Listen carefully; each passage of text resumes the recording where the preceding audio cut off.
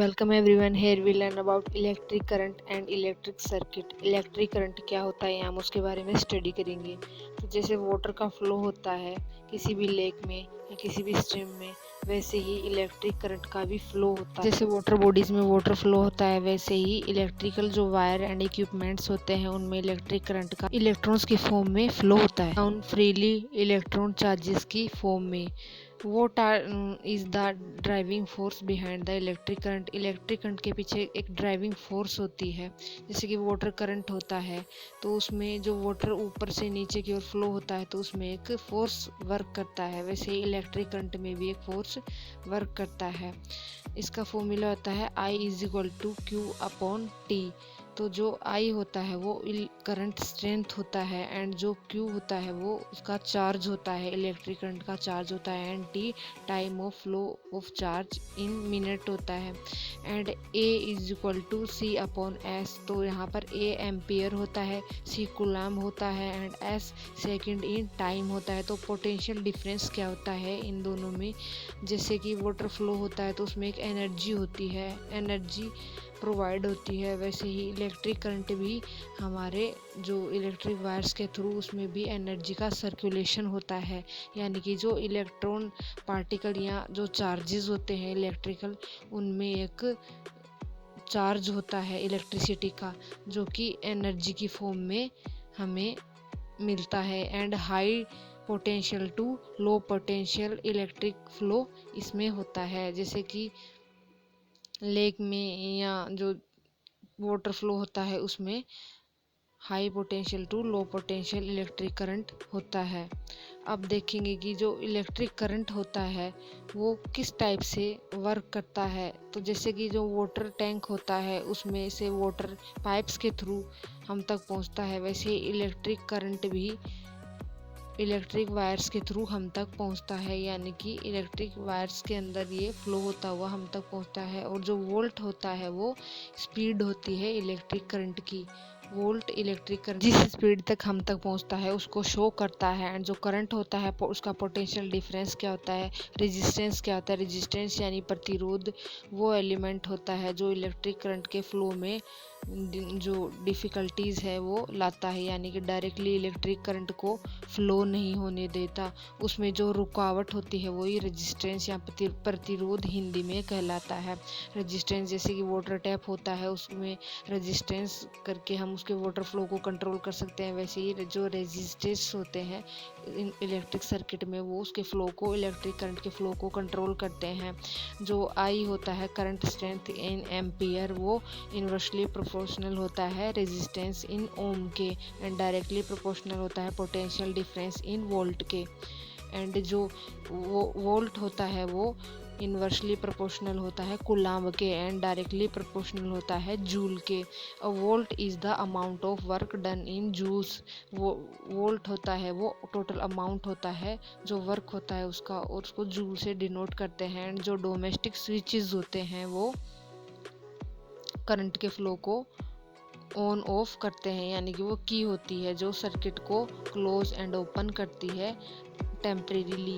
And जो current होता है उसमें पॉजिटिव एंड नेगेटिव चार्जेस होते हैं जो कि मूव करते रहते हैं रेगुलरली एक दूसरे के अपोजिट साइड में। अब फ्लो ऑफ पॉजिटिव चार्ज होता है उसके अपोजिट साइड में फ्लो ऑफ इलेक्ट्रॉन्स होता है, यानी कि फ्लो ऑफ करंट होता है। जो करंट का फ्लो है वो इन चार्जेस के अपोजिट साइड में होता है। एंड जो वोल्ट होता है वो स्पीड ऑफ इन इलेक्ट्रॉन होता है, यानी कि इन इलेक्ट्रॉन की जो टोटल स्पीड होती है वो वोल्ट होता है। एंड जो इलेक्ट्रॉन्स मूव करते हैं उसको इलेक्ट्रिक करंट कहते हैं। अब how can we represent these element in a simple way. जो कि इलेक्ट्रिक स्विचेस होते हैं, जो एम्पियर होता है, बैटरी होती है, इलेक्ट्रिक वायर्स होते हैं, इलेक्ट्रिक जो एमीमीटर होते हैं, उनको हम कैसे रिप्रेजेंट कर सकते हैं सिंपल वे में, हम उसके बारे में स्टडी करेंगे। तो जो सिंबल्स होते हैं इलेक्ट्रिक सर्किट डायग्राम की, उसमें इलेक्ट्रिक बैटरी होती है, जो कनेक्टिंग वायर्स होते हैं एल्यूमिनियम एंड कॉपर के वायर्स होते हैं। एंड जो एल्यूमिनियम का जो रेजिस्टेंस लेवल है वो कॉपर के कंपैरेटिवली ज़्यादा होता है। इसमें बैटरी होती है, एमीमीटर होता है, इलेक्ट्रिक बल्ब होता है, कनेक्टिव वायर्स होते हैं, एंड एम्पियर होता है इसमें। एंड जो कनेक्टिव वायर्स होते हैं उनको डिफरेंट कलर से भी शो किया जा सकता है। एंड इलेक्ट्रिक की होती है, उसका यूज़ करके हम इलेक्ट्रिक सर्किट को ओपन एंड क्लोज कर सकते हैं। कमर्शियल सेल्स होते हैं, इसमें डायनियल सेल्स होते हैं, इनको भी एक सिंबल के थ्रू प्रेजेंट किया जाता है जिसमें कि प्लस माइनस सिंबल का यूज़ होता है। इसको symbol for a single cell भी कहते हैं। इलेक्ट्रिक बल्ब होता है, अगर वो ग्लो हो जाता है तो हमको पता चल जाता है कि हमारा जो सर्किट है वो कंप्लीट है।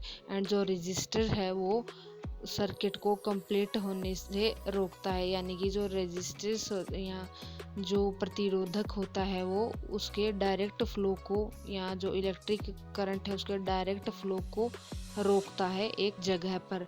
इससे अगर इलेक्ट्रिक करंट ज़्यादा होता है तो जो रेजिस्टेंस लगा होता है वो डिस्ट्रॉय हो जाता है एंड जो इलेक्ट्रिक इक्विपमेंट होते हैं वो बच जाते हैं डायरेक्ट हैवी इलेक्ट्रिक करंट के फ्लो से।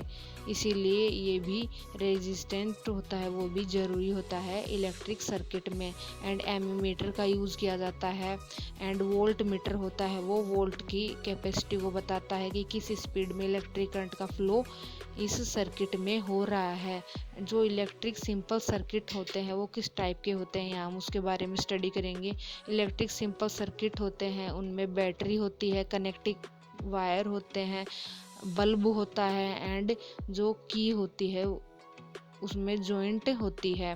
बैटरी को कनेक्टिव वायर से बल्ब से जोड़ा जाता है एंड जो बल्ब होता है उनको जो ऑन ऑफ की है उससे कनेक्ट किया जाता है। ये सिंपल सर्किट होता है। अगर जो की होती है उसको रिमूव कर देते हैं तो सर्किट ब्रेक हो जाता है, तो बल्ब है वो ऑफ हो जाता है। एंड अगर उसकी को जॉइंट कर दिया जाता है सिंपल सर्किट में तो वो सर्किट है वो क्लोज हो जाता है एंड वो बैटरी स्टार्ट हो जाती है एंड बल्ब ग्लो हो जाता है। इससे हमें पता चल जाता है कि हमारा सर्किट है वो क्लोज हो चुका है। ये डायरेक्शन ऑफ करंट के कुछ सिंबल्स दिखाया गया जिसमें कि बैटरी है, कनेक्टिंग वायर्स होते हैं, एमीमीटर होता है, रेजिस्टेंस होता है, रजिस्टर होता है, वोल्ट मीटर होता है एंड जो सिंपल की होती है वो उसमें दिखाई गई है। जो बैटरी होती है वो इलेक्ट्रिकल चार्जेस उसमें नेगेटिव एंड पॉजिटिव दोनों इलेक्ट्रॉन्स के फॉर्म में प्रेजेंट होते हैं एंड ये दोनों अपोजिट साइड में मूव करते रहते हैं जिससे कि इलेक्ट्रिक करंट जो है वो हमें मिलता रहता है। यहाँ सर्किट में जो इलेक्ट्रिक करंट है उसका फ्लो होता रहता है। ये नेगेटिव एंड पॉजिटिव चार्जेस एक दूसरे के अपोजिट फ्लो करते रहते हैं। अब जो इलेक्ट्रिक कैपेसिटर होता है उसमें 2 प्लेट्स लगी होती हैं एंड इसमें इलेक्ट्रिक करंट स्टोर रहता है। 2 प्लेट्स में नेगेटिव एंड पॉजिटिव चार्जेस होते हैं।